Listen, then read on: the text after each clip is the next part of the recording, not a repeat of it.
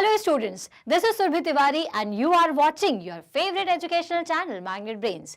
Well, Magnet Brains में आप चालू हो चुकी है एग्जाम्स की तैयारी, जिसके लिए सारे धुरंधर टीचर्स लगे हुए हैं एक साथ, ताकि आप सारे सब्जेक्ट्स में अच्छे नंबर्स ला सकें। तो चलिए इसी अच्छी बात से, क्योंकि हमें अगर होना है कामयाब तो इन सबका साथ भी ज़रूरी है, और इसी अच्छी बात से चलिए हम शुरुआत करते हैं हमारे नेक्स्ट चैप्टर के रिवीजन की। वेल, ये जो रिवीजन वीडियो है ये इंपॉर्टेंट है आपके एग्जाम पॉइंट ऑफ व्यू से। एग्जाम की तैयारी करने से पहले अगर आप ये वीडियो देखते हैं तो आपको बहुत अच्छे तरीके से सारे आंसर्स, ऑब्जेक्टिव्स सब कुछ समझ में भी आएगा और आप उसे याद भी रख पाएंगे।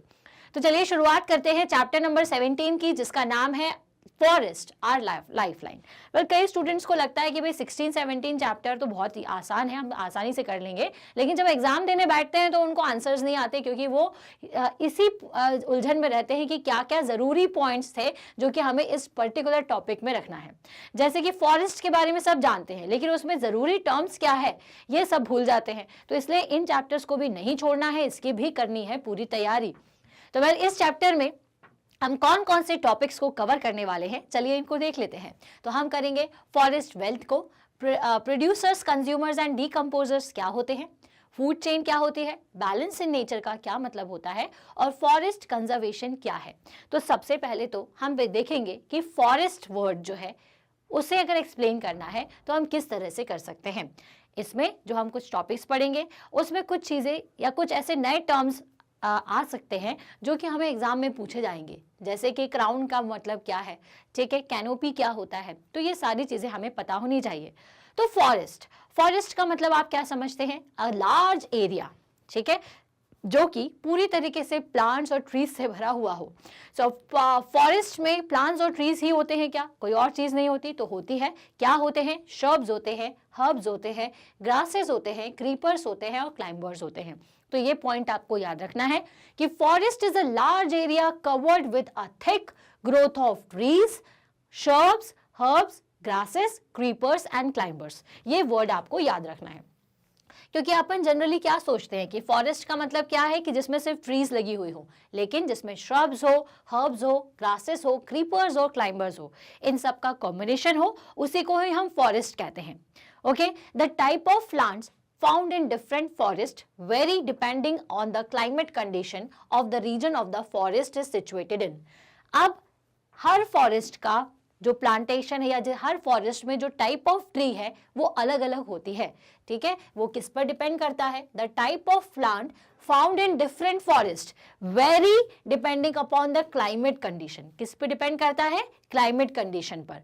अब अगर कहीं पर आपने देखा होगा कश्मीर का, जरा आप थोड़ा सा नज़ारा सोचिए अपने इंडिया में, वहां पे ट्रीज कैसे होते हैं, कुछ इस तरह से, ठीक है, अलग शेप होता है, मतलब थोड़े से ऊपर से शार्प होते हैं। क्यों? क्योंकि ताकि बर्फ जो इनके ऊपर पड़े तो वो नीचे आसानी से गिर सके, ठीक है। और अगर बर्फ जम भी रही है तो इस तरह से जमे कि वो जब पिघलती है तो जल्दी से नीचे आ जाए। लेकिन अगर कोई प्लांट ऐसा है जो कि ठंडी जगह पर लगा हुआ है तो यहाँ पर बर्फ जमी रहेगी और जिससे आपका पौधे को नुकसान हो सकता है। तो डिपेंड करता है कि क्या क्लाइमेट कंडीशन है, उसी के अकॉर्डिंग प्लांट होते हैं। तो अलग अलग फॉरेस्ट में अलग अलग तरीके के प्लांट हो सकते हैं, और ज़्यादा नंबर ऑफ प्लांट है या कम नंबर ऑफ प्लांट है ये भी डिपेंड करता है कि उस पर्टिकुलर जगह का क्लाइमेट कैसा है। The branches of the tree above the trunk form the crown of the tree, ठीक है, the branches of the tree above the trunk. अब क्राउन क्या होता है ट्री का, तो अगर ये ट्री है तो ये जो पोर्शन है ये इसका क्राउन कहलाता है। तो वो branches of a tree above the trunk form the crown. तो वो क्राउन किसको कहते हैं, तो ब्रांच ट्रंक के ऊपर का पोर्शन जो होता है ट्री का वही क्या कहलाता है, क्राउन कहलाता है। ये पॉइंट याद रखना है।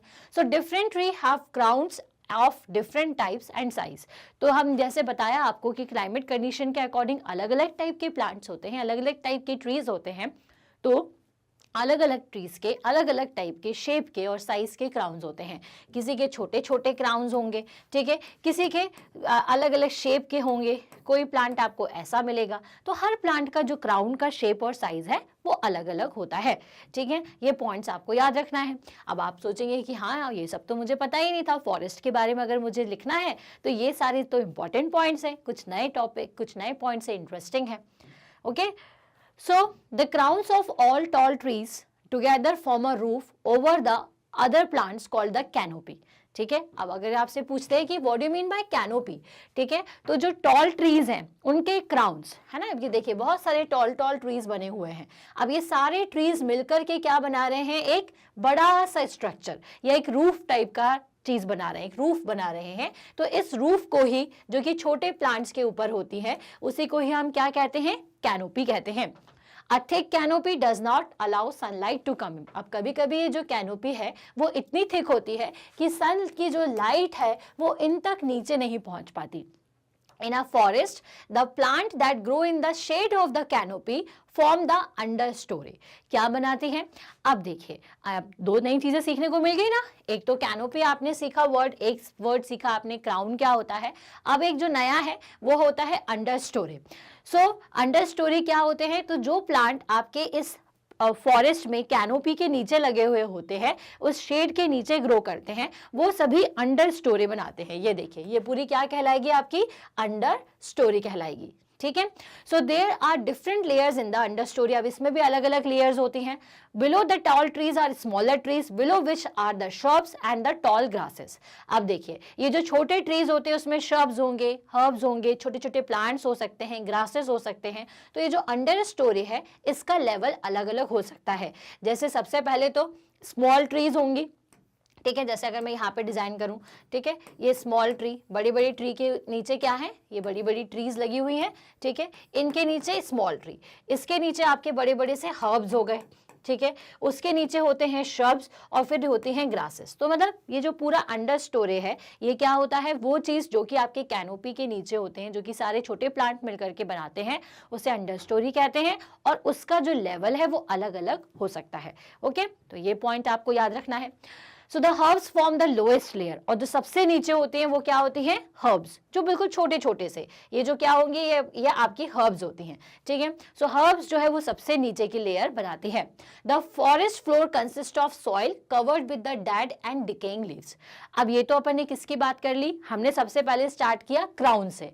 क्राउन के बाद सारे पेड़ों के क्राउन मिलकर के बना देते हैं कैनोपी। फिर आते हैं नीचे छोटे प्लांट जो कि अंडर स्टोरी बनाते हैं, जिनके अलग अलग लेवल्स होते हैं, जैसे श्रब्स हैं, बड़ी बड़ी घासें हैं, लॉन्ग ग्रासेस हैं। फिर उसके बाद जो सबसे नीचे की लेयर्स होती है वो होती है हर्ब्स।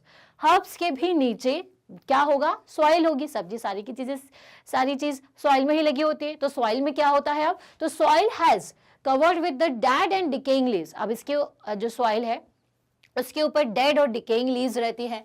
डिफरेंट टाइप के flowers, fruits, seeds, twigs, herbs as well as the animals droppings, ये सभी आपको कहाँ मिलेगा, एनिमल का वेस्ट आपको मिलेगा, कुछ डेड एनिमल्स भी मिल सकते हैं, उनका कुछ पोर्शन मिल सकता है। सॉइल में अलग अलग आपको अर्थ फॉर्म्स मिल सकते हैं। और क्या मिलेगा, फ्लावर्स, फ्रूट, इन सबके डेड बॉडीज, जो डेड पार्ट जो है वो आपको मिल जाएगा। तो सॉइल के ऊपर सब कुछ रहता है। इसी वजह से जब आप जंगल में जाते हो तो आपको बहुत एक थोड़ा सा कैसा लगता है, स्पॉन्ज टाइप लगता है, क्योंकि ये सारे डेड का जो लीव्स है के पोर्शंस हैं, ये ऊपर एक स्पॉन्ज टाइप बना देते हैं। ठीक है, so it provides favourable condition for seeds to germinate. ठीक है, अब ये जो सॉइल है जिसके ऊपर ये कवर होता है, तो उसमें आसानी से जो सीड्स है वो जर्मिनेट होते हैं, क्योंकि उसमें सारे तरीके के हर्ब्स होते हैं, सारे तरीके का न्यूट्रिशन जो कि किसी डेड प्लांट से मिलता है या किसी डेड एनिमल से मिलता है, वो सॉइल में मिल जाता है। इसी वजह से जो नया प्लांट है, जो नया सीड है, वो आसानी से ग्रो कर जाता है। Many of these grow up into the trees, और बहुत वही सीड जो है वो धीरे से ट्री में कन्वर्ट हो जाते हैं। The type of animal found in forest are also differ according to the climate condition in which the forest is situated. अब type of animal भी इसी चीज पर डिपेंड करता है कि क्या क्लाइमेट कंडीशन है। अगर ठंडी जगह है तो वहां पर आपको पोलर बियर्स मिलेंगे, पैंगुइन्स मिल जाएंगी। और अगर कुछ ऐसे आपके टिपिकल रेन फॉरेस्ट रीजन्स है, रेन फॉरेस्ट है, ठीक है, तो जहां पर आपको अलग अलग टाइप के एनिमल्स मिलेंगे जिनकी स्किन बहुत ज़्यादा फर वाली नहीं होती, लेकिन नॉर्मल उसी कंडीशन की होती है, जैसे कि टाइगर्स हैं, मंकीज़ हैं, एलिफेंट्स हैं। ठीक, तो ये सभी आपको रेन फॉरेस्ट रीजन में मिलेगा। So a large number of mammals such as monkey, deer, elephant, bears and jackals, reptiles such as snakes, lizards and crocodiles, amphibians like frogs, toads, insects such as ants and beetles, birds, spiders, millipedes, fish, several type of microorganisms are found in planet. तो अब अगर आपसे पूछा जाए कि किस किस तरीके के ऑर्गेनिजम्स जो हैं आपको फॉरेस्ट के अंदर मिलते हैं, तो आपको याद रखना है कि भाई ये जो सारे ऑर्गेनिजम्स हैं जो कि आपके लार्ज नंबर ऑफ मैमल्स हैं, एम्फीफियंस हैं, इंसेक्ट्स हैं, आपके जो छोटे छोटे माइक्रो ऑर्गेनिजम्स हैं, ये सभी हमें किस में मिलते हैं, तो ये सभी आपको आपके फॉरेस्ट के अंदर ही मिलेंगे। ठीक है, तो फॉरेस्ट के अंदर बहुत सारे चीज़ों का कॉम्बिनेशन होता है। ठीक है, इसलिए फॉरेस्ट की वेल्थ जरूरी है। तो यहां से हम समझ गए कि हमारा फॉरेस्ट होता क्या है। अगर मुझे फॉरेस्ट को एक्सप्लेन करना है तो मैं कौन कौन से जरूरी पॉइंट्स को ध्यान में रखूंगी। अब बारी आती है फॉरेस्ट की वेल्थ की, क्यों फॉरेस्ट की वेल्थ इतनी इंपॉर्टेंट है। Okay, so forest are very important renewable resource. Forest क्या है, अगेन एक रीन्यूएबल रिसोर्स है। रीन्यूएबल रिसोर्स क्यों कह रहे हैं, क्योंकि ये अपने आप को रिन्यू कर सकता है। एक बार अगर प्लांट बड़ा हुआ तो उससे मिलने वाले सीड से एक नया प्लांट ग्रो कर जाता है, इसलिए आप इसको क्या कहते हो, रीन्यूएबल कहते हो। ठीक है, अब ये कहाँ कहाँ कैसे हमारे लिए फायदेमंद है, तो सबसे पहले तो अपन इसके देख लेते हैं कि हाँ फॉरेस्ट के यूज क्या क्या है, फॉरेस्ट हमारे लिए इतने ज्यादा इंपॉर्टेंट क्यों हैं। तो सबसे पहले तो they prevent fluid and maintain the water table. ठीक है, क्या करते हैं ये, फ्लूड और वाटर टेबल को मेंटेन करते हैं, फ्लूड से प्रिवेंट करते हैं और वाटर टेबल को मेंटेन करके रखते हैं। अब फ्लूड से कैसे भाई ये बचाएंगे अपने आप को, भाई अगर मान लीजिए बहुत हैवी रेन होती है, ठीक है, तो हैवी रेन होगी तो वो इन प्लांट की ट्रीज पर पड़ती की लीव्स पर पड़ती हैं और जो आपकी सरफेस पर धीरे धीरे आता है। ठीक है, तो इसके कारण जो बहुत तेजी से आने वाला पानी है वो हमारी अर्थ तक नहीं पहुंचता, या फिर जो सरफेस तक नहीं पहुंचता। सरफेस पर नहीं पहुंचेगा तो उस पर जो सॉइल है वो बहुत तेजी से पानी से डिस्टर्ब नहीं होगी। अगर प्लांट नहीं है तो सॉइल भी डिस्टर्ब हो जाएगी और वो पानी बह करके सीधे हमारे घर तक आ जाएगा। तो इस तरह से जो प्लांट है या जो फॉरेस्ट है वो फ्लूड से बचाते हैं। और वाटर टेबल को कैसे मेंटेन करते हैं, तो भाई ये जो प्लांट है वो धीरे धीरे पानी को एब्जॉर्ब करते हुए अर्थ तक हमारी जो आपकी जो सरफेस है उसमें अंदर तक पहुंचाते हैं। ठीक है, तो इस तरह से ये फ्लूड को मेंटेन करते हैं, से हमें बचाते हैं और वाटर टेबल को मेंटेन करते हैं। Rain water falls on the leaves of the tree and plant and then drip slowly onto the forest floor. Rain water जो है वो प्लांट की लीव्स से और प्लांट की मदद से ड्रिप करते हुए हमारे सॉइल तक या फॉरेस्ट के फ्लोर तक पहुंचता है। दस water does not collect and stagnant on the forest floor. इसलिए जो फॉरेस्ट के फ्लोर है उस पर पानी इकट्ठा नहीं होता बल्कि नीचे की तरफ चला जाता है। इस तरह से फ्लूडिंग से या जो आपका फ्लड आता है उससे फ्लडिंग से हम बच जाते हैं।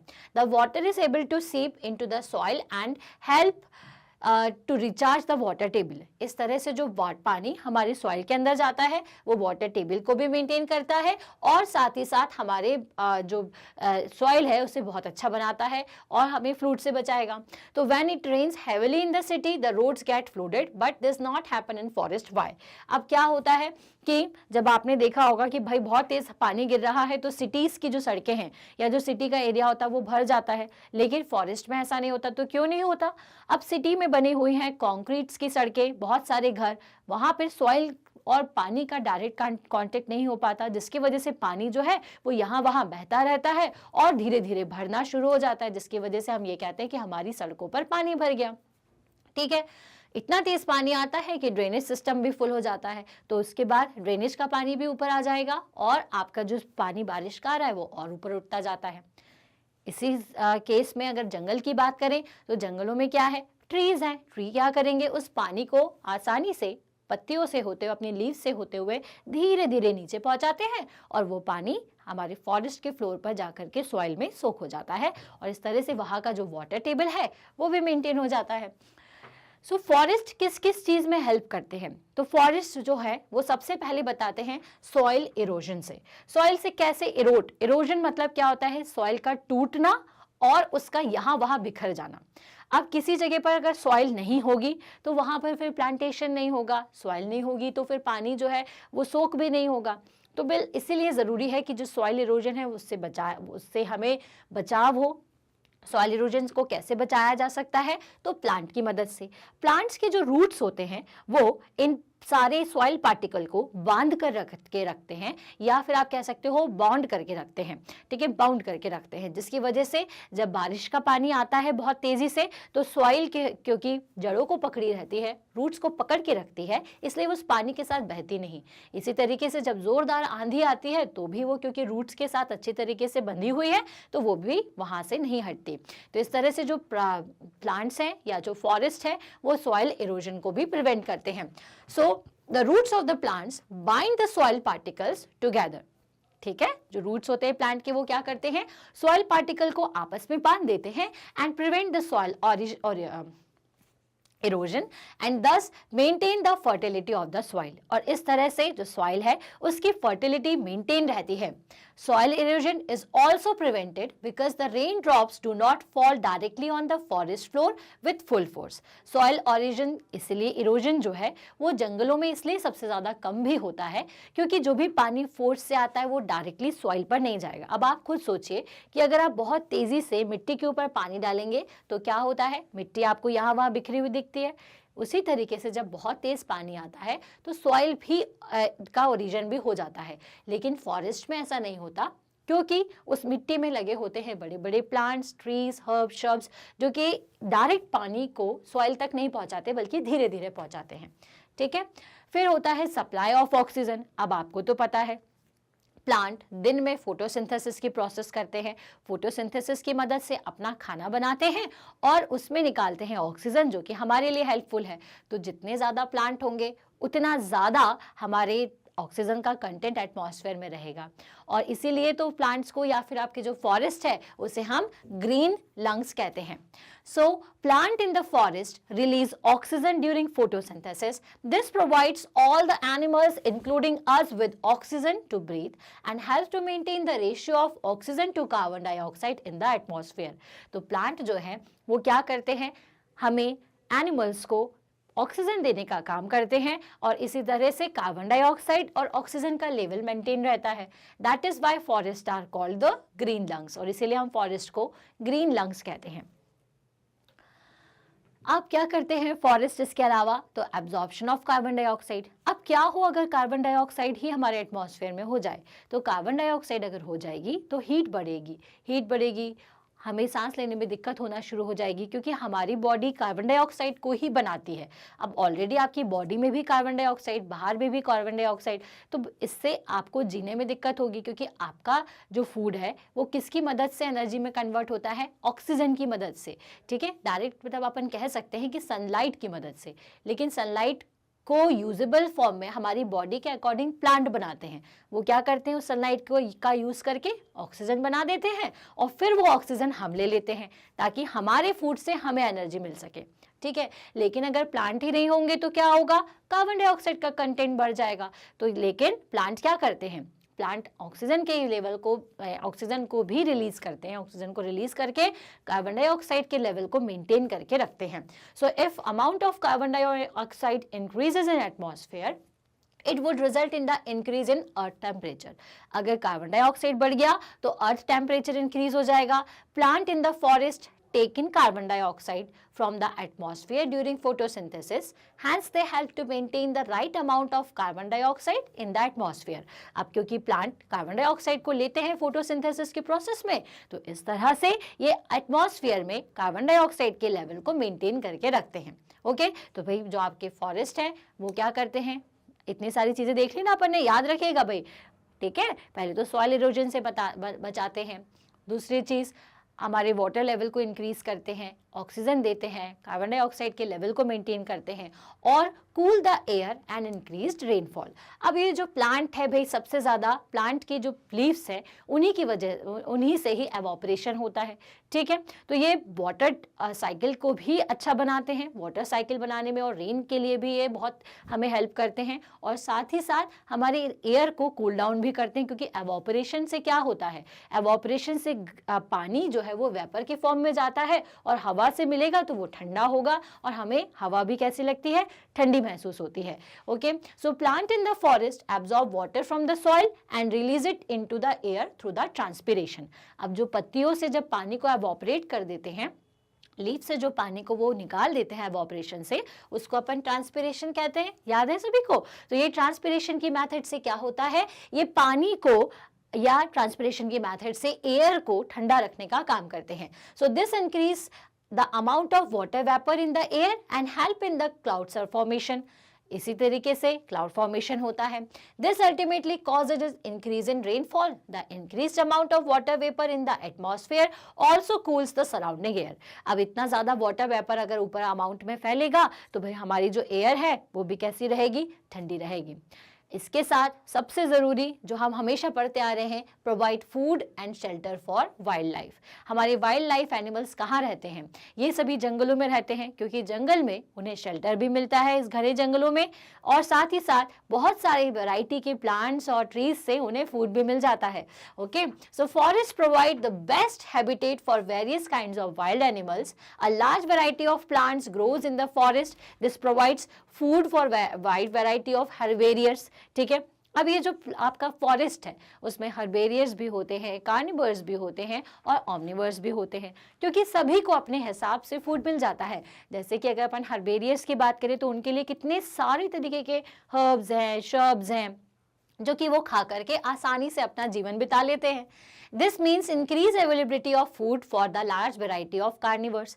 अब जब वो ये हर्बेरियर्स इतनी सारी वैरायटी मिलती है तो वैरायटी ऑफ हर्बेरियर्स हो जाते हैं। आपने देखा होगा हिरन होता है, खरगोश होते हैं, बहुत सारे ऐसे छोटे छोटे से एनिमल्स होते हैं जो कि आपके प्लांट्स को खाते हैं। अब अगर इतनी वैरायटी के हर्बेरियर्स हैं तो उतनी ही वैरायटी के क्या होते हैं, कार्निवर्स होते हैं। कार्निवर्स क्या करते हैं, जो कि हर्बेरियर्स को खा लेते हैं। So this means increase availability of food will increase the variety of animals also. So all animals depends directly और indirectly on the plants for the food. तो चाहे कार्निवर्स हो चाहे हर्बेरियर्स हो, सभी के सभी प्लांट पर ही डिपेंड करते हैं। क्यों? क्योंकि अगर हर्बेरियर्स को प्लांट नहीं मिलेगा तो कार्निवर्स को हर्बेरियर्स कैसे मिलेंगे? समझ में आई बात? तो इसीलिए जो फॉरेस्ट है वो बहुत इंपॉर्टेंट है हमारे एनिमल्स के लिए, क्योंकि वो फूड और शेल्टर प्रोवाइड करते हैं हमारे वाइल्ड लाइफ एनिमल्स को। सो animals also depends on plants for the shelter and safety. ठीक है, अब आपने को तो पता ही है बर्ड्स कहाँ पर रहती हैं, प्लांट पर रहती हैं। कुछ ऐसे एनिमल्स हैं जो कि उसके ट्रंक में रहते हैं, कुछ ऐसे एनिमल्स हैं जो कि प्लांट के ब्रांचेस पर रहते हैं, जैसे मंकी हो गया। बर्ड आपकी प्लांट अपने नेस्ट को बना करके ट्री के ऊपर रहती हैं। घने घने जंगलों में छोटे छोटे से हर्ब्स में, श्रब्स में खरगोश रहते हैं, हिरन रहते हैं। तो मतलब सभी को जो शेल्टर है वो आपके फॉरेस्ट ही देते हैं। So animal also depends on plants for shelter and safety. Most birds make their nest on the branches of the trees. Monkeys, apes and bats live on the tree. Some insects such as the caterpillar, ladybird, butterfly, moth, grasshopper and firefly find shelter among the plants. Plants के बीच में ये लोग सब भी रहते हैं, insects. And many people belonging to the different tribes also live in forest. अब आपने देखा होगा कि भाई सिर्फ एनिमल्स ही नहीं, बहुत सारे ट्राइब्स भी ऐसे हैं जो कि जंगल में या उसके बिल्कुल करीब रहते हैं। ठीक है, so they depend mostly on forest for their livelihood, क्योंकि वो सारी चीज़ों के लिए फॉरेस्ट पर ही डिपेंड करते हैं। अब वो तो डिपेंड करते ही हैं, अब आपको पता है कि भाई फॉरेस्ट इतनी सारी चीज़ें देता है, हमें भी बहुत सारे तरीके के जो प्रोडक्ट्स हैं वो फॉरेस्ट से ही मिलते हैं। जैसे कई तरीके के आपने घर में देखा होगा कि जो आपके फर्नीचर हैं वो फॉरेस्ट से आते हैं, या बहुत सारे सुंदर डेकोरेटिव आइटम्स, कुछ मेडिसिन्स आती हैं, कुछ ज़रूरी चीज़ें, या फिर जो आपकी जो शीट्स बनती हैं, वो सभी जो मटेरियल है वो हमें फॉरेस्ट से ही मिलता है। So we get many things from forest. Forests yield valuable products such as timber, wood pulp for making paper. Timber का यूज़ करते हैं हम लोग हमारे फर्नीचर्स बनाने में, वुड पल्प का यूज़ करते हैं हम पेपर बनाने में। ठीक है, turpentine latex for manufacturing of rubber, जो लेटेक्स है वो रबर के लिए हमें फॉरेस्ट से ही मिलता है। ऑयल मिलते हैं, अलग अलग तरीके के स्पाइसेस मिलते हैं, resin, gum, lac and medical plants. So plants such as near holy basil, जिसको अपन तुलसी कहते हैं, foxglove and rosy periwinkle give us medicines. और ये जो जितने सारे आपके प्लांट्स हैं ये सभी हमें मेडिसिन्स प्रोवाइड करते हैं। So not only plants help animal in their survival. Okay, अब ये देखिए फॉरेस्ट वेल्थ मतलब कि फॉरेस्ट के हमें क्या क्या चीज़ें मिल रही है, ये सारी चीज़ें तो हम जान चुके हैं। अब ये जो फॉरेस्ट है ये क्योंकि हम इन पर डिपेंड करते हैं या एनिमल्स इन पर डिपेंड करते हैं, लेकिन प्लांट्स जो हैं वो एनिमल पर भी डिपेंड करते हैं, क्योंकि हमारा जो नेचर है इसमें ये पूरी एक चेन बनी हुई है, ठीक है। कैसे चेन बनी हुई है, क्योंकि देखिए ये जो प्लांट्स हैं इनको पूरे एरिया में फैलाने का काम कौन करेगा? प्लांट खुद तो जाएगा नहीं कि अपनी सीड को उसने अलग अलग जगह पर जा दी करके छोड़ दिया, इसके लिए किसी चीज़ की ज़रूरत पड़ेगी, ठीक है। तो ये काम कौन करते हैं? एनिमल्स करते हैं। अब आपको तो पता है कि पॉलिनेशन में आपके इंसेक्ट्स मदद करते हैं। क्या करते हैं? वो पॉलन ग्रेन्स को अपनी बॉडी पर, उनकी बॉडी में पॉलन ग्रेन्स चिपक जाते हैं और वो किसी दूसरे प्लांट के फ्लावर में स्टिग्मा तक पहुँचते हैं, ठीक है। तो ये तो सेक्सुअल रिप्रोडक्शन में, एसेक्सुअली भी ये रिप्रोडक्शन दे देते हैं। कुछ एनिमल्स खाते हैं फ्रूट्स को जो कि अपने डंग में निकालते हैं कहीं और दूर जा कर के, तो फिर वहाँ उनकी डंग से वो जो सीड है वो या फिर जो फ्रूट का जो पार्ट है उससे एक नया प्लांट लग जाता है। तो मतलब प्लांट भी एनिमल्स पर डिपेंड करते हैं। Not only plants help animal in their survival, but animals living in the forest also help the plant for the forest to grow. Forest को ग्रो करने के लिए एनिमल्स भी उतने ही ज़्यादा ज़रूरी हैं। Some animal such as butterfly, honey bee, humming bird, bat and moth help flowers in pollination. अब जैसे मैंने आपको बताया था ना कि पॉलिनेशन करते हैं इंसेक्ट्स, तो किस तरीके के करते हैं, तो यहाँ पर अभी मैंने आपको बताया। Without pollination, flowering plants cannot form seeds and hence cannot reproduce. अब pollination के बिना सीड्स नहीं फॉर्म होगा। पॉलिनेशन ज़रूरी है उन सारे फ्लावर्स के लिए जो कि सीड्स पर डिपेंड करते हैं। So animal also helps in dispersal of seeds. अब ऐसा एसेक्सुअली भी रिप्रोडक्शन होता है कि जो सीड्स का डिस्पर्जल होना भी बहुत ज़रूरी है। तो ये कैसे होता है, तो वो डिस्पर्जल ऑफ सीड्स से हो जाएगा। सो सेवरल सीड्स और फ्रूट्स हैव हेयर और स्पाइंस ऑन देम। अब बहुत सारे सीड्स ऐसे होते हैं जिसमें कि उसमें ऊपर से स्पाइंस निकले हुए हेयर्स रहते हैं जो कि एनिमल की बॉडी में, स्किन में चिपक जाते हैं, और जब वो कहीं दूर जाते हैं तो वो उनकी बॉडी से गिरते हैं। और वहाँ पे अगर रेन वाटर है, अब क्योंकि फॉरेस्ट है तो फॉरेस्ट में तो सारी फेवरेबल कंडीशंस होती ही हैं सॉइल में या फॉरेस्ट की सरफेस पे, तो जब वो सीड वहाँ पर गिरता है तो फिर धीरे धीरे वो प्लांट में कवर हो जाता है। So these stick to the animals skin और fur and are carried to the long distance. Animal excreta and their dead bodies add nutrition to the soil. अब ये जो अपना एक्सक्रीट करते हैं मटेरियल, ठीक है, तो ये भी आपकी सॉइल के लिए बहुत ज़रूरी होता है क्योंकि उसमें बहुत सारे न्यूट्रिशन होते हैं जो कि हमारे सॉइल की फर्टिलिटी के लिए ज़रूरी होते हैं। तो ये जो इनका डेड पार्ट होता है, अगर डेड बॉडीज़ भी है एनिमल्स की, अगर वो भी सॉइल में मिल जाए तो वो पूरा सॉइल को बहुत अच्छा फर्टाइल बना देते हैं। So they act as manure and provide minerals for the plant growth. तो देखा आपने कि डेड एनिमल्स की बॉडी भी या फिर क्या, ये जो इनका जो मैन्योर होता है, उनका जो एक्सक्रीटा होता है, वो भी किस तरह से सॉइल को फर्टाइल करता है, क्योंकि अगर सॉइल फर्टाइल होगी तो उसका यूज कौन करेगा? प्लांट ही। ओके, तो अगर लिविंग ऑर्गेनिजम्स की हम और बात करें तो ये तो अपन ने तरीका देख लिया कि कैसे प्लांट्स जो हैं वो डिपेंड करते हैं एनिमल्स पे। तो जो लिविंग ऑर्गेनिजम्स हैं उनकी इसी प्रॉपर्टी के हिसाब से हम उनको 3 ग्रुप्स में डिवाइड कर देते हैं कि वो किस तरह से फूड को ऑब्टेन करते हैं। So that green plants make their own food from carbon dioxide and water using the energy of sunlight. Organism that can make their own food are the producers, ठीक है, तो उनको अपन फूड प्रोड्यूसर्स कहते हैं। फिर आते हैं ऑटोट्रॉप्स, जिसको अपन जो कि अपना खाना खुद बनाते हैं, ठीक है, मतलब प्रोड्यूसर्स या फिर ऑटोट्रॉप्स एक ही चीज़ है। प्रोड्यूसर्स मतलब आप क्या, प्लांट्स क्या कहलाते हैं? प्रोड्यूसर्स, जिसमें उनको अपन क्या कहते हैं? ऑटोट्रॉप्स, ठीक है। फिर होते हैं हमारे हीट्रोट्रॉप्स जो कि कंज्यूमर्स होते हैं, जो कि इनडायरेक्टली और डायरेक्टली फूड पर डिपेंड करते हैं। अब एनिमल्स जो हैं वो हर्बेरियर्स हो सकते हैं और कार्निवर्स हो सकते हैं या ओमनिवर्स हो सकते हैं।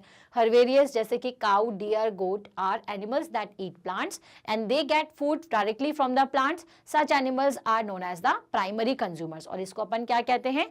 प्राइमरी कंज्यूमर्स कहलाते हैं।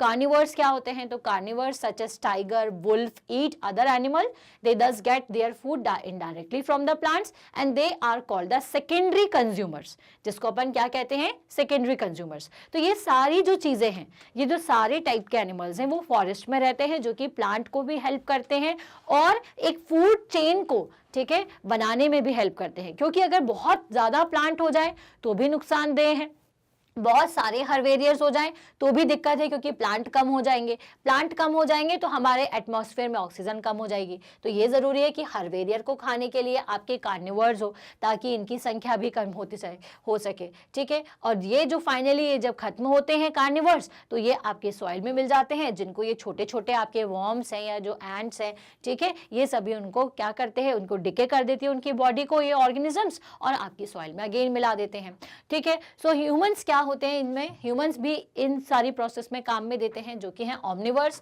They consume both the plants and animals. The bear and the crow are the also omnivores. ठीक है, बियर और क्राउ भी क्या होते हैं, omnivores होते हैं, जो कि प्लांट और एनिमल दोनों को खाते हैं।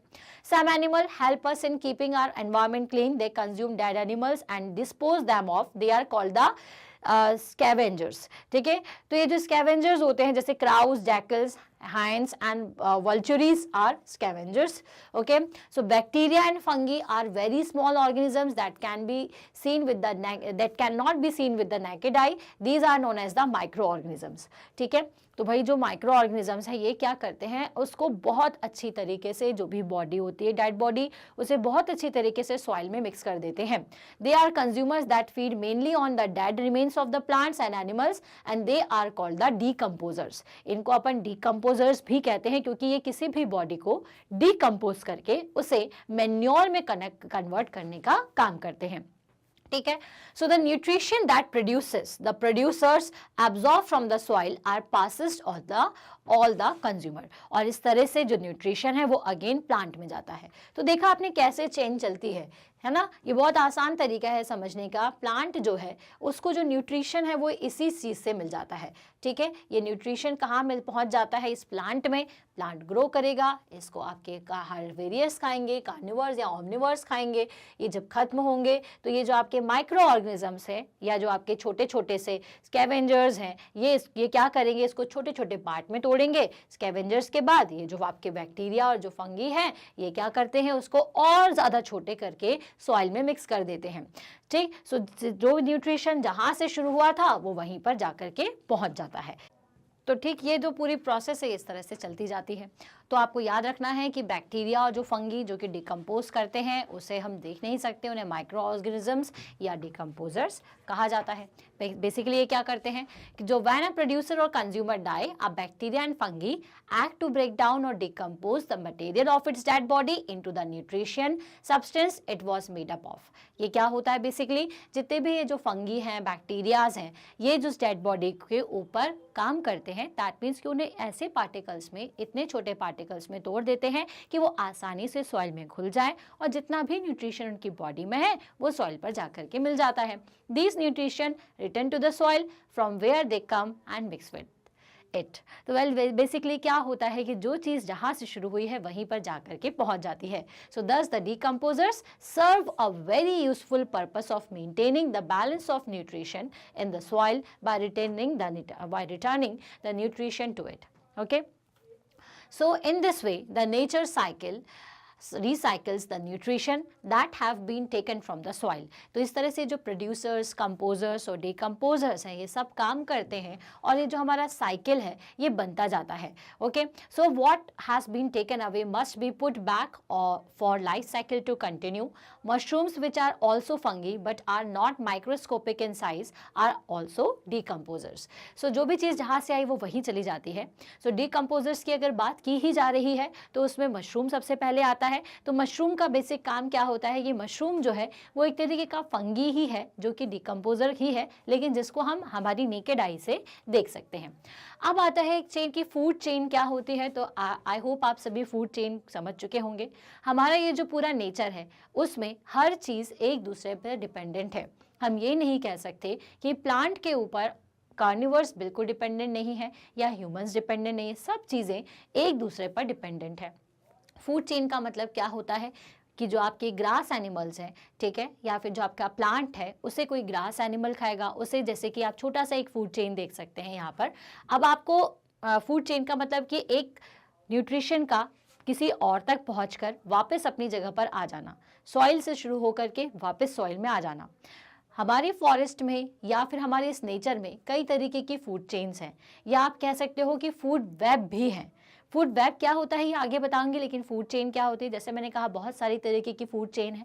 जैसे अपन यहाँ पर अगर ग्रास होफर से कहानी को शुरुआत करें तो ये क्या करेगा, ग्रास में छोटे छोटे जो भी इंसेक्ट्स हैं उनको खाता है। उसे ग्रास होफर ने खाया, उसे फ्रॉग ने खाया, फिर स्नेक ने इसको खाया, और इसके बाद ईगल ने स्नेक को खा लिया। और जब ईगल खत्म हुआ, उसकी डेड बॉडी हुई, तो फिर जो माइक्रो ऑर्गेनिजम्स थे, डिकम्पोजर्स थे, उनने इसकी बॉडी को वापस से सॉइल में मिला दिया। सॉइल जिसमें प्लांट लगा था तो वहाँ पर फिर एक नया प्लांट ग्रो कर गया। फिर से यही कहानी शुरू होती है कि जो चीज़ मिट्टी से शुरू हुई है वापस वो मिट्टी में ही जा करके खत्म होती है। So a grasshopper eat a green plant, a frog eat the grasshopper, the frog is eaten by the snake and the snake is eaten by the eagle. The chain of the event mentioned above is just one example of many food chain existing in nature. So who eats what in environment makes up a food chain? तो कौन सी चीज़ किसको खाती है उसी के हिसाब से food chain बनती है. The different level in food chain are called the trophic level. और ये जो different levels होते हैं इसे हम trophic level कहते हैं. ठीक है. So, the study of food chain shows that the interdependence of various organisms in the environment. तो food chain से हमें ये पता चलता है कि सारे जो organisms हैं वो एक दूसरे के ऊपर डिपेंडेंट है.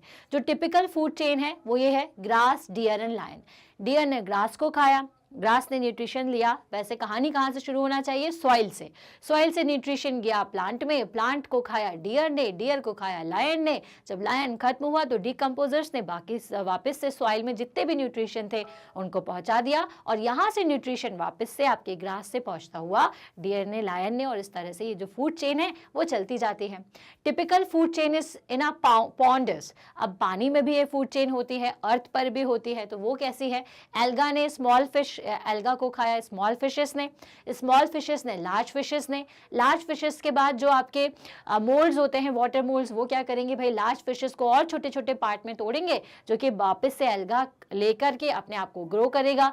फिर एल्गा को स्मॉल फिश खाएगी और ये जो पूरी प्रोसेस है ये चलती जाएगी.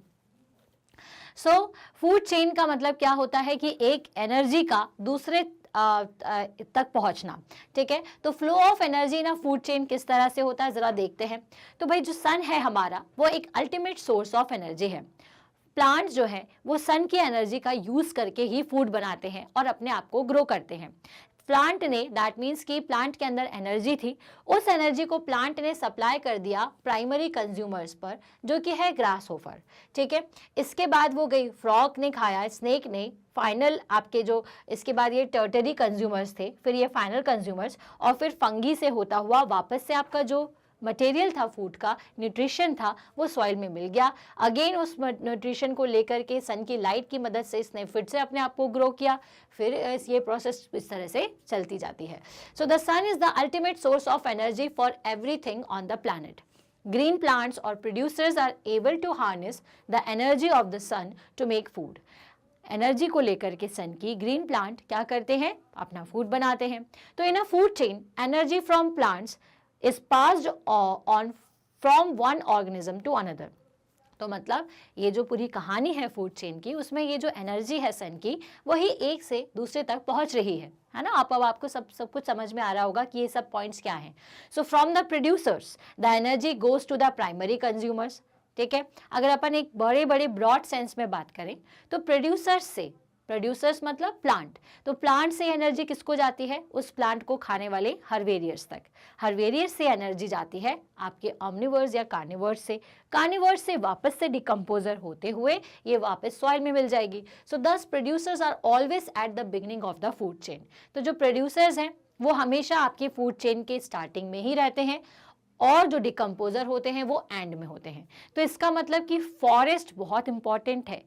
अब फॉरेस्ट कैसे, क्योंकि फॉरेस्ट में ही यह प्रोड्यूसर और ये जो डिकम्पोजर्स हैं वो सबसे ज़्यादा होते हैं. मतलब कि आपको एनर्जी देना और उस एनर्जी को वापस में सॉइल से पहुंचाने का काम ये जो प्रोड्यूसर्स और ये जो आपके डिकम्पोजर्स कर रहे हैं, यही तो क्योंकि फॉरेस्ट में मौजूद हैं.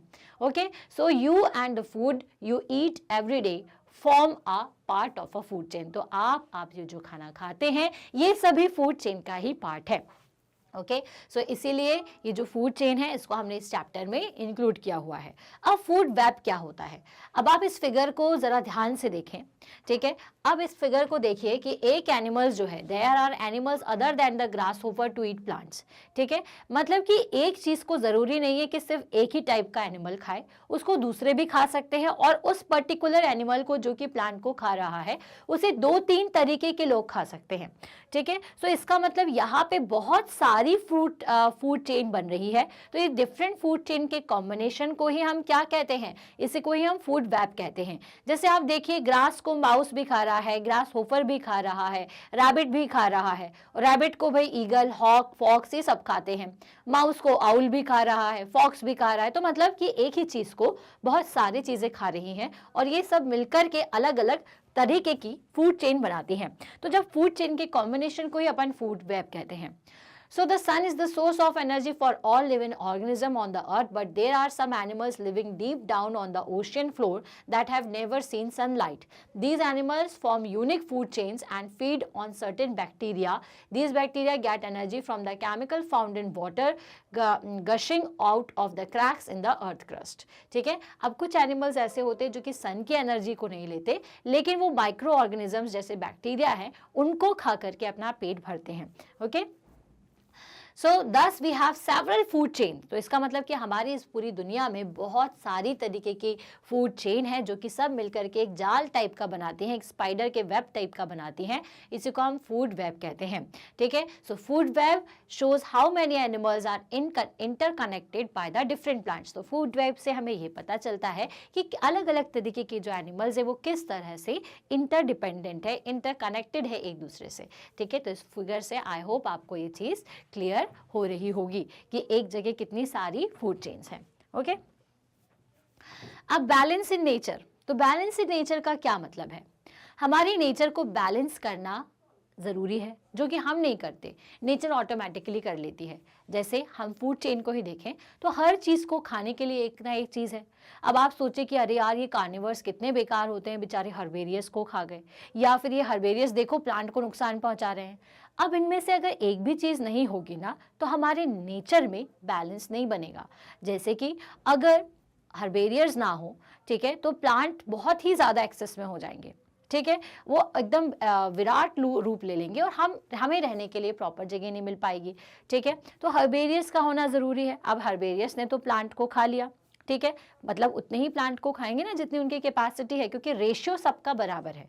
अब हर्बेरियस प्लांट्स को खा रहे हैं तो प्लांट की ग्रोथ कंट्रोल में रह रही है। अब अगर कार्निवर्स ना हो और हर्बेरियर्स ही हर्बेरियर्स हों तो इतने हर्बेरियर्स हो जाएंगे कि वो लगभग प्लांट को पूरे ही खा जाएंगे, और फिर उनका रिप्रोडक्शन नहीं हो पाएगा तो और प्लांट नहीं लगेंगे और प्लांट खत्म हो जाएंगे। अब भाई प्लांट खत्म हो गए तो फिर क्या होगा, ना तो कार्निवर्स रह पाएंगे क्योंकि हर्बेरियर्स इतने सारे हैं, क्योंकि मतलब हर्बेरियर्स इतने सारे हैं तो प्लांट नहीं रहेंगे और धीरे धीरे वो भी खत्म होना शुरू हो जाएंगे, ठीक है। अब अगर कार्निवर्स हर्बेरियर्स नहीं है तो कार्निवर्स किसको खाएंगे, ठीक है। तो ये पूरी फूड चेन को मेंटेन करने के लिए, उसको उसमें प्रॉपर रेशियो के साथ बैलेंस के लिए हर एक चीज़ जो है वो ज़रूरी है। अगर डिकम्पोजर्स नहीं होंगे तो जो डेड पार्ट्स हैं वो ऐसे ही पड़े रहेंगे, ठीक है, वैसे जैसे हैं वो वैसे के वैसे ही रहेंगे। तो फिर क्या होगा, हमें चलने की जगह ही नहीं मिलेगी। तो ज़रूरी है कि डिकम्पोजर्स उस बॉडी को डिकम्पोज करें और सॉइल में वापस मिला दें, ठीक है। तो हर एक चीज़, छोटा सा माइक्रो ऑर्गेनिज्म भी ज़रूरी है ताकि हमारी नेचर का जो बैलेंस है वो बना रहे। So suppose all peacocks are removed from the earth. अगर पिकॉक्स, जैसे कि एक एग्जांपल से मैं आपको और दिखाती हूँ, जहाँ यहाँ पे जो लिखा हुआ है कि अगर मान लीजिए कि सारे पिकॉक्स चले गए तो क्या होगा, स्नेक की जो संख्या है वो ज़्यादा बढ़ जाएगी, ठीक है। So what will happen to the snake population, वो इंक्रीज हो जाएगी, naturally their number will increase, more snake will eat more frogs and the population of frogs will decreases.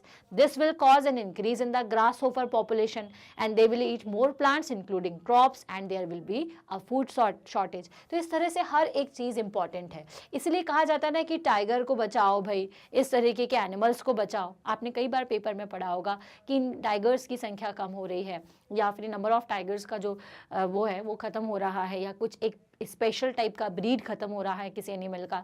तो इन सबको क्यों बचाया जाता है, क्योंकि ताकि ये जो नेचर का बैलेंस है ना वो बना रहे। So even humans will be affected by the change in balance. So fortunately such things seldom happen in nature. Nature maintain the population of each species of animal in sufficient number to maintain a balance. Nature automatically ये सारे balance को maintain करके रखता है. That is why we say that to kill and to be killed, to grow and to die and get decomposed is the law of nature. क्योंकि किसी भी चीज का किल करना, उसको या तो मार देना या उसे खा लेना, उसको वापस से डिकम्पोज हो जाना, ये सभी क्या है? ये सभी आपके नेचर का ही लॉ है. So it is due to these activities that the balance in nature is maintain. और इसी एक्टिविटी की वजह से ये जो बैलेंस है वो बना रहता है. तो वेल यहाँ तक आपने क्या कहानी समझी कि भाई जो हमारा फॉरेस्ट है वो कितना इंपॉर्टेंट है, वो कई तरीके की फूड चेन को रखता है. नेचर में बैलेंस बनाने के लिए भी फॉरेस्ट ज़रूरी है. तो इसका मतलब फॉरेस्ट का कंजर्वेशन ज़रूरी है. कंजर्वेशन का मतलब क्या होता है? फॉरेस्ट को बचाते हुए चलना है. ठीक है. अब भाई आपको तो पता है कि as our need for land for housing and farming and that for food, for fuel and construction grows, we cut down more and more forest. अब आपने पहले वाले चैप्टर में पढ़ा भी कि हमारी जो डिमांड्स हैं, हमारे जो पॉपुलेशन है वो बढ़ रही है. तो हाउस के लिए, फार्मिंग के लिए, फूड के लिए हम धीरे धीरे क्या कर रहे हैं? ज़्यादा से ज़्यादा फॉरेस्ट को कट कर रहे हैं. तो इसको अपन डिफॉरेस्टेशन कह रहे हैं. ठीक है. So this has a harmful impact on the environment, क्योंकि अब भाई प्लांट नहीं होंगे तो हर्बेरियस कम हो जाएंगे, कार्निवर्स कम हो जाएंगे और जो नेचर का बैलेंस है वो बिगड़ जाएगा. So hence there is a constant need to manage the forest carefully to conserve them. अब क्योंकि फॉरेस्ट से हमें एनॉर्मस चीज़ें मिलती है तो हमें इसका कंजर्वेशन करना चाहिए.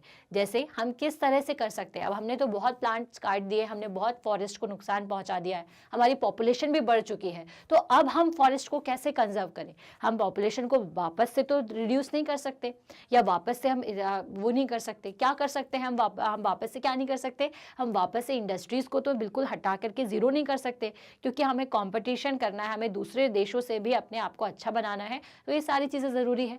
तो फिर कैसे किया जाए कंजर्व? तो हम कर सकते हैं प्लांट हार्वेस्टिंग से. प्लांट हार्वेस्टिंग का क्या मतलब होता है? An efficient way to get wood from the forest for our requirement is to cut only some of the trees in an area. अब जैसे कि एक एरिया में आपने किसी को पेड़ काटने की का अलाउ कर दिया, तो उसको चाहिए कि वो कुछ ही पेड़ को कट करे और बाकियों को छोड़े. ठीक है. The uncut trees prevent erosions. और बेसिकली क्या होता है कि जब आप ट्री को कट करो तो उसको क्या कर सकते हो? आप उसे हाफ कट करो, जो नीचे का है पोर्शन है वो इरोजन को तो बचाएगा ही बचाएगा. Fruits of these trees produces seeds so that the new trees can grow. और जितने पेड़ काटे उतने ही फ्रूट्स, उतने ही ट्रीज हमें लगाना चाहिए. जिस भी टाइप का पेड़ आप काट रहे हैं उस टाइप के ट्री को लगाइए. So this way the forest cover is maintain. तो इस तरह से अपन जो फॉरेस्ट है उसके कवर को मेंटेन करेंगे. मान लीजिए आपने यहाँ से इतने सारे ट्रीज कट कर दिए, उसी जगह पर पास में आप और नए सीड्स को डाल दीजिए और उसी टाइप के पौधे को लगाइए, ताकि क्या हो सके और नया प्लांट ग्रो कर जाए. जितना आपने काटा है आप उतना ही वापस लौटा दें. ठीक है. फिर है afforestation.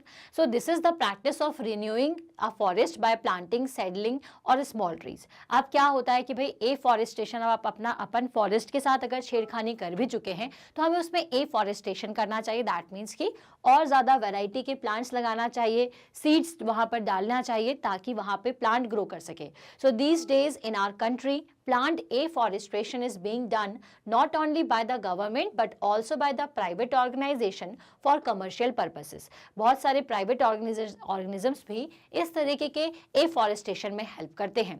So selective cutting of trees in these plantation provides wood for the construction and also keep the forest cover intact. अगर इस तरह से अपन afforestation भी करेंगे, selective cutting करेंगे, तो हम क्या कर पाएंगे? हमारी ज़रूरतों को भी पूरा कर पाएंगे और हमारे फॉरेस्ट भी हरे भरे रहेंगे. ठीक है. Protection from fire. अब आपने कई बार सुना होगा कि फॉरेस्ट में कि जंगलों में आग लग चुकी है. तो अब जंगल में आग लगती है, क्यों लग जाती है? क्योंकि बहुत सारे फिनोमेना है, लाइटनिंग की वजह से, या फिर अगर कोई वहाँ पर घूमने गया, उसने वहाँ पर माचिस की तीली छोड़ दी, तो धीरे धीरे अब भाई जंगल है, अलग अलग तरीके के पेड़ पौधे हैं, कुछ सूखे भी रहते हैं, तो वो जल्दी आग पकड़ लेते हैं. ठीक है. तो हमें यही सारी चीज़ों का ध्यान रखना है, प्रोटेक्शन ऑफ फायर, ताकि हम फॉरेस्ट को बचा सके. So huge forest area destroyed by the fire every year. हर साल बहुत सारे जो प्लांट है, जो बहुत सारे जंगल है, ठीक है, जैसे अभी आप आपने रिसेंट में अमेजन के बारे में सुना होगा, वहाँ जंगल में इतनी भयानक आग लगी है कि एनिमल्स और जो प्लांट्स हैं उनको बचाना ही मुश्किल हो रहा है। बहुत ही खतरनाक चीज़ थी वो। So huge forest areas are destroyed by the fire every day. Fire में occur due to the carelessness, ठीक है, मतलब अगर आप पीपल जो है अगर वो प्रॉपर केयर के साथ उस जगह को नहीं यूज़ करेंगे तो उनके कारण, और due to the lightning during a storm और by the friction between the dry stems and the dry branches of tree, या तो लाइटनिंग की वजह से, या फिर जब आपने देखा होगा कि पहले के लोग क्या करते थे, दो सूखी लकड़ियों को लेकर के इस तरह से उसे फ्रिक्शन रगड़ते थे ताकि एक चार्ज प्रोड्यूस हो जाए, मतलब जो आपकी आग है वो प्रोड्यूस हो जाए। तो इसी तरीके से जो ड्राई स्टैम्स और ड्राई ब्रांचेस है वो इतनी टाइटली एक दूसरे को रब करती है, ठीक है, जिसकी वजह से वहाँ पर आग लग जाती है। So forest fires are controlled by spraying fire extinguishers solution from the aircraft or by changing the direction of wind by using the strong blowers। अब अगर कहीं आग लग जाती है तो उस केस में क्या किया जाता है, एयरक्राफ्ट की मदद से पानी को छोड़ा जाता है या बड़े बड़े ब्लोअर्स को लगाया जाता है, ठीक है।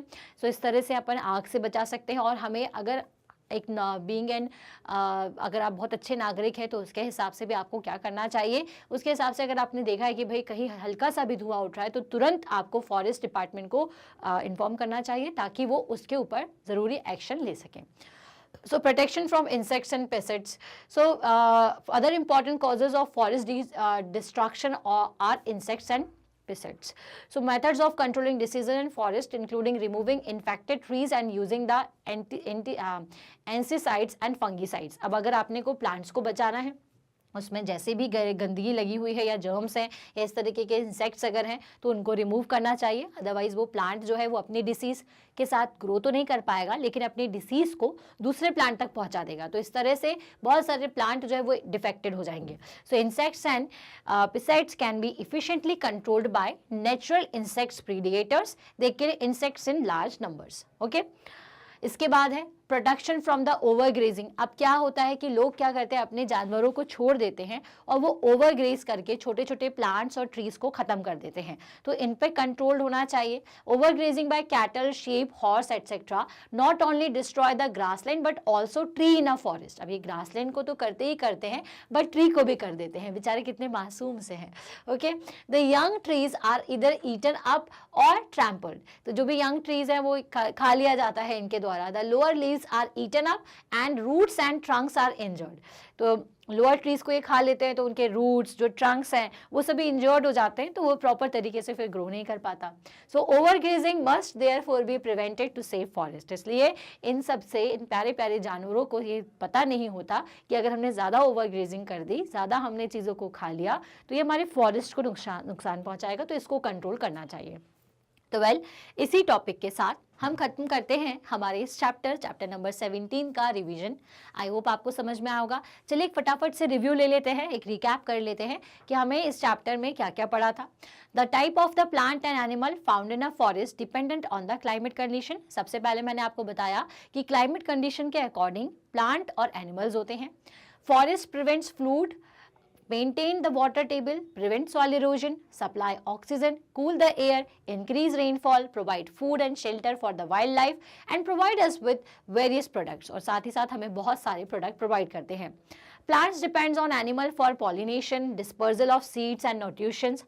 Producers are organisms that make their own food। अब producers क्या होते हैं, decomposers क्या होते हैं, ये सारी चीज़ें हमने पढ़ा। कंज्यूमर्स क्या होते हैं, जो कि प्लांट्स पर डिपेंड करते हैं, जिनको अपन हेटरोट्रॉप्स कहते हैं। हर्वेरियर्स के बारे में हम पढ़े थे कि हर्वेरियर्स जो है वो प्राइमरी कंज्यूमर्स हैं, जो कि कार्निवर्स जिनको कार्निवर्स खाते हैं, जो कि एक सेकेंडरी कंज्यूमर्स हैं। Organisms that decompose the dead bodies of the plant and animal and return the nutrition to the soil are called the decomposers। Food chain के बारे में फिर हमने पढ़ा।